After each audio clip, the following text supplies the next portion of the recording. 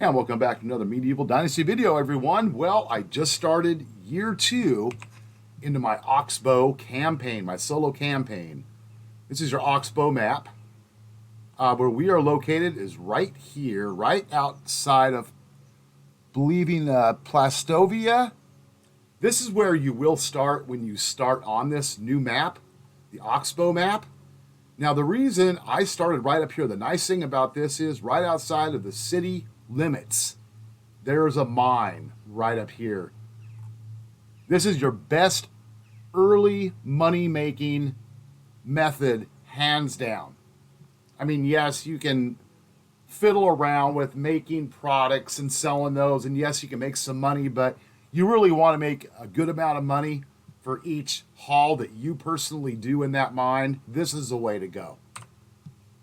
Now, all the ore in your mine will reset at the beginning of each new season.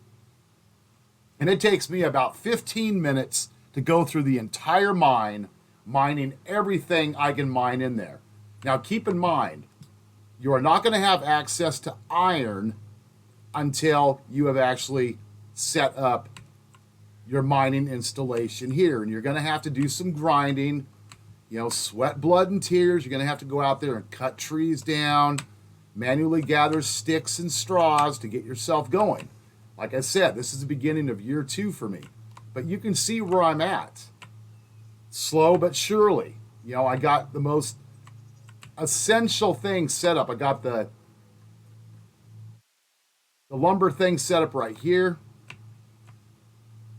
Or I got the woodshed set up to get them out there getting wood and everything. Obviously, I got a smithy right here so I can process the ore.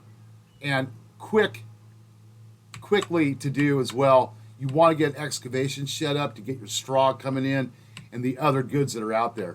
Now, all I have going for fields right now, I started with 2 small flax fields. You're going to have to buy your seed and your fertilizer at first. So you're going to need to be hitting that mine over there and selling that ore. That ore is going to bring you a good amount of money, even more so if the sooner you get this thing converted into an actual working mine, the sooner you're going to have access to that iron ore in there as well. And just off the iron ore that I gather, once I make it into bars, I'm getting over 1,000 coins just from that alone. Combine that with the copper and the tin that I'm getting out of there, it's a lot of money per season, considering the seasons are only 3 days where I have them set. Or if you really want to make it easier for yourself, set the seasons down to 2 days or just 1 day until you build up your money stock. But you're going to have to do all this other manual labor here in the game to build up all of your various skills, your technology, because you got to unlock all of these. You got to pay for all of these. I've been paying for mine as I go, been grinding everything out. And so far, not too bad.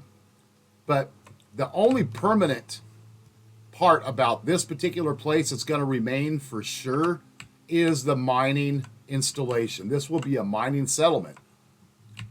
I don't know how many of these other buildings I'm going to keep. But basically, once I actually get out and explore the entire map, I'm going to relocate.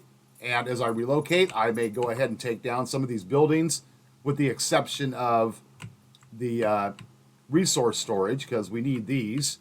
And each one that you make adds on that extra holding limit. So now, as far as hiring workers, getting settlers come to your village, I have not explored the whole map except for down here in Astoria, kind of a little fishing community. I did not find any place down here where you can recruit workers. But right out of Plastovia, as a matter of fact, right up here in this area right here, there's like a little camp.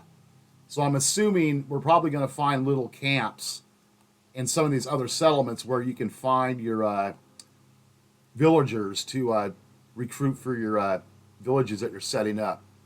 This area here has like a little, not really a village, kind of just like a little homestead area in here that actually has some inhabitants. But there's a lot of vacant buildings around the map.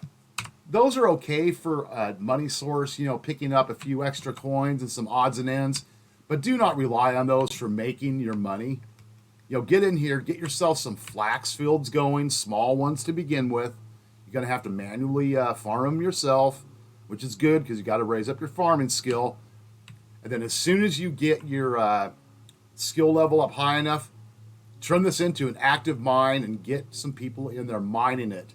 But keep going in there yourself at the beginning of every season and stripping out every tin, copper, and iron ore vein that you can find. Other than that, this is my early game money-making guide. This will get you going. It will get you successful, but you're going to have to persevere, and you're going to have to do some of the legwork yourself for a little while until everything gets built up. I mean, right now I've got 21 of 140 buildings, 140 building limit. Population, I got 14. I've got 14. Workers, I have 12 or 13. So, yeah, I highly recommend that you really follow this through. Take advantage of this mine right off. As I explore the map further, which I'm going to try to wait until I can get a horse or a donkey. I think we can ride donkeys on this map. I'm not sure yet. I'll find out. Other than that, you guys keep safe out there. I'll see you on the next Medieval Dynasty video. Peace.